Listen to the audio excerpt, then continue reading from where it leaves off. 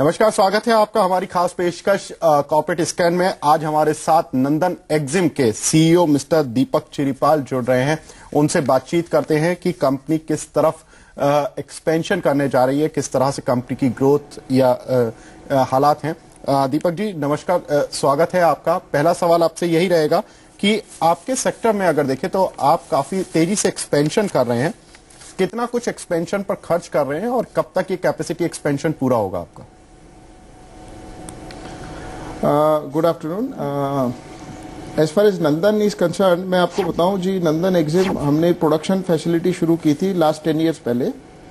और कंपनी तो पुरानी है लेकिन पहले ट्रेडिंग का बिजनेस करती थी और 10 साल में हमने अच्छी ग्रोथ की है कंपनी में। और thanks to the growing Indian market and of late जो डेवलपमेंट सिनेरियो हो रहा है, इट लुक्स लाइक एक्सपोर्ट के अंदर भी काफी अच्छा स्कोप लग रहा है। तो आने वाले, अगर आप डेकेड की बात करें या आने वाले 5 साल की बात करें, तो मुझे ऐसा लग रहा है टेक्सटाइल के अंदर बहुत अच्छा स्कोप है जी। तो नंदन एक्जिम लिमिटेड, नंदन डेनिम लिमिटेड भी उसमें काफी, हमारा कंपनी का नाम अब चेंज किया है। पहले नंदन एक्जिम लिमिटेड था, अब वो चेंज करके नंदन डेनिम लिमिटेड किया है जी।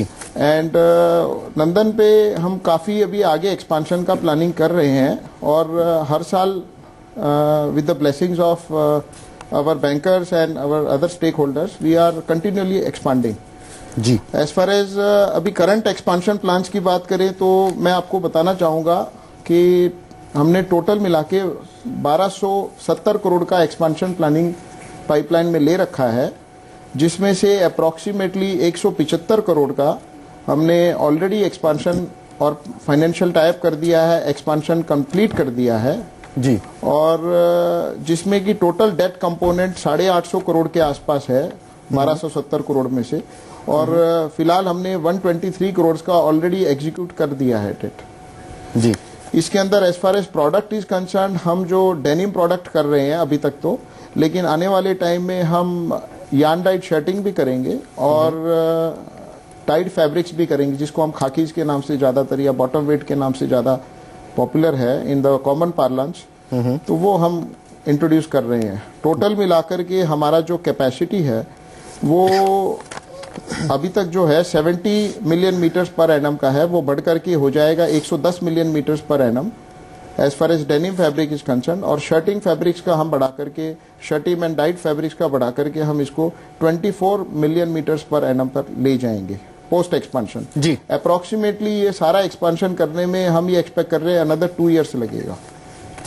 ऑलरेडी एक्सपांशन चालू है और 2 साल में हम ये एक्सपेक्ट कर रहे हैं कि ये कंप्लीट होना चाहिए जी। चलिए, as far as market is concerned, as far as market is concerned, ये तो मैंने बात कर ली आपसे फाइनेंस की और प्रोजेक्ट की और प्रोडक्ट की, पर as far as market is concerned हम डेफिनेटली डोमेस्टिक मार्केट के साथ, अभी तक हमारा प्रीडोमिनेंटली डोमेस्टिक मार्केट फोकस रहा है, पर आगे आने वाले टाइम में हमने गेयर अप कर लिया है और एक्सपोर्ट को भी हम काफी इसमें कंट्रीब्यूशन रखने वाले हैं। तो एक्सपोर्ट का अभी तक हमारा रहता है 10-15%, जो कि हम बढ़ा करके इसको 30% तक लेके जाने की चेष्टा कर रहे हैं। और इसके लिए हमने जगह जगह हमारा नेटवर्क भी बनाना चालू कर दिया है। जी दीपक जी, लास्ट टाइम भी हमने प्रेस रिलीज किया था कि हमको अच्छा ब्रेक थ्रू मिला है यूएस मार्केट में और अच्छे अच्छे ब्रांड्स में हमने 8 से 10 ब्रांड्स में वहां पर हमारा ऑलरेडी इंट्रोडक्शन हो चुका है, ऑलरेडी ट्रांजैक्शन शुरू हो गए हैं। जी दीपक जी, जैसा कि नॉर्मल इसमें होता है कि फर्स्ट ईयर थोड़ा सा टिपिकल रहता है, थोड़ा सा टेस्टिंग, क्वालिटी, इंट्रोडक्शन, तो I think that phase is going on. और आने वाले 6 महीने बाद मुझे ऐसा उम्मीद है कि इसमें मतलब मल्टीप्लाई होने चाहिए वॉल्यूम।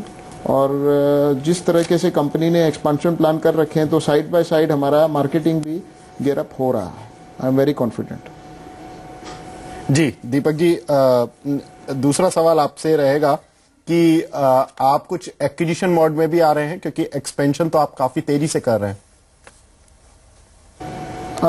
मैं इसमें एक चीज और ऐड करना चाहूंगा कि गुजरात गवर्नमेंट ने भी अच्छी टेक्सटाइल पॉलिसी अभी रिसेंटली लॉन्च किया है और उसके अंदर थोड़ा 3-4 टाइप के बेनिफिट्स गवर्नमेंट ने दिए हैं। Over and above the centre TUF, Gujarat government interest subsidy दे रही है जो कि 5 से 7% के आसपास है, depending on the kind of project. उसके अलावा वैट रिफंड दे रही है to the tune of plant and machinery investment जी, जो कि हम 8 साल में ले सकते हैं। और उसके अलावा पावर सब्सिडी दे रही है 1 रुपए यूनिट की, तो which is to offset the higher rate of power as compare to other states. Gujarat के अंदर एक चीज नोटिसेबल है कि power quality is good but the rate is little higher as compare to other state. Gujarat government ये समझते हुए उन्होंने ये 1 रुपए सब्सिडी भी अनाउंस किया है स्पेशली फॉर टेक्सटाइल सेक्टर। तो जो इंटरेस्टिंग चीज है वो गुजरात गवर्नमेंट ने काफी टेक्सटाइल का फ्यूचर समझते हुए ये पॉलिसी लॉन्च किया है और it is one of its kind in the history of Gujarat.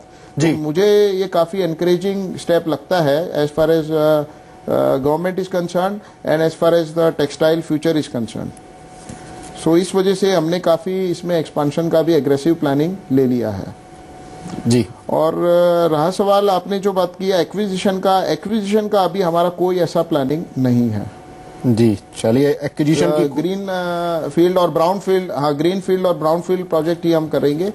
कोई हमारा ऑर्गेनिक ग्रोथ का ही प्लानिंग है, कोई एक्विजिशन का प्लानिंग नहीं है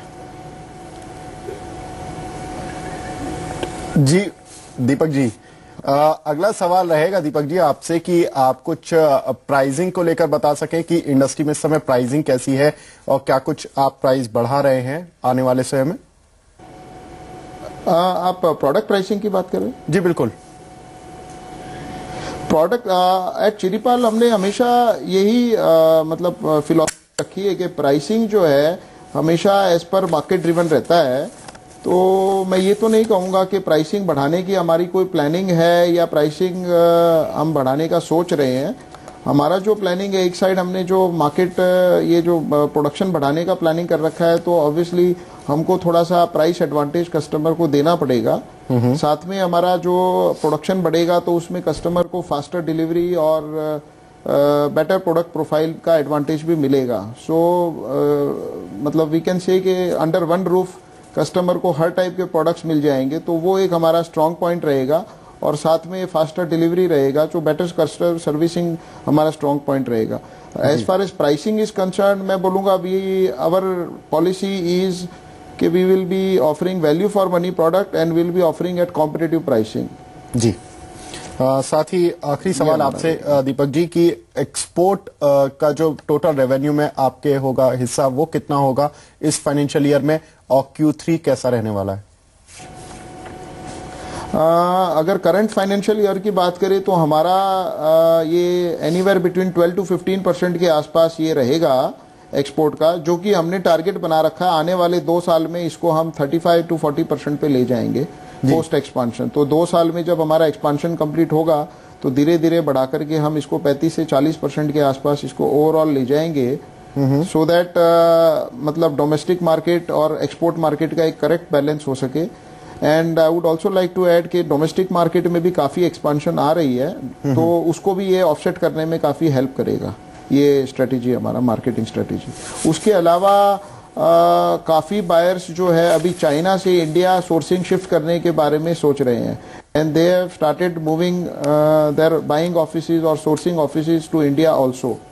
सो उसका भी एडवांटेज हम लेना चाहते हैं और उस हिसाब से भी हमने एक्सपोर्ट मार्केट को काफी लाइमलाइट में ले रखा है जी। चलिए दीपक जी, बहुत बहुत शुक्रिया अपना कीमती समय देने के लिए और महत्वपूर्ण जानकारियां देने के लिए कंपनी के बारे में, क्या कुछ प्लान्स हैं और क्या किस तरह से कंपनी आने वाले समय में टर्न ले सकती है। तो कंपनी के एक्सपेंशन प्लान काफी एग्रेसिव है, साथ ही कंपनी लेकिन डेट काफी ज्यादा लेने वाली है। उन एक्सपेंशन प्लान को पूरा करने के लिए ये थोड़ा सा एक की पॉइंट रहेगा, लेकिन कंपनी को एक्सपोर्ट फ्रंट से काफी कुछ पाई बढ़ाने की उम्मीद है कि कंपनी अपने एक्सपोर्ट में हिस्सा बढ़ाएगी कुल रेवेन्यू में। और इस समय शेयर भी देखें तो कंपनी की एक्सपेंशन प्लान्स को सुनते हुए मैनेजमेंट ने जिस तरह से कहा, काउंटर में भी कुछ रिएक्शन है, काउंटर डे हाई की तरफ बढ़ता हुआ दिखाई दे रहा है। और अब बाकी खबरों के लिए मेरे सहयोगी सुमित के पास चलते हैं। शुक्रिया विवेक, लगातार हमारे साथ बने रहने के लिए और मैनेजमेंट से बातचीत करने के लिए। फिलहाल नंदन एक्जिम दिन के उच्चतम स्तरों के आसपास ही कामकाज कर रहा है।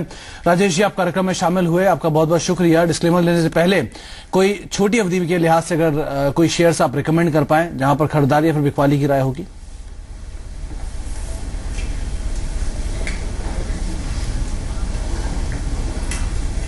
सबसे पहले तो सुमित ये कहूंगा कि लोगों को, हिंदुस्तान की जनता के लिए न्यूज़लेटर पढ़े rajesh.com में, जो बड़ा सेल्फ एक्सप्लेनेटरी होता है और एजुकेटिव होता है, जिससे आप बुद्धू नहीं बनेंगे इस बाजार में।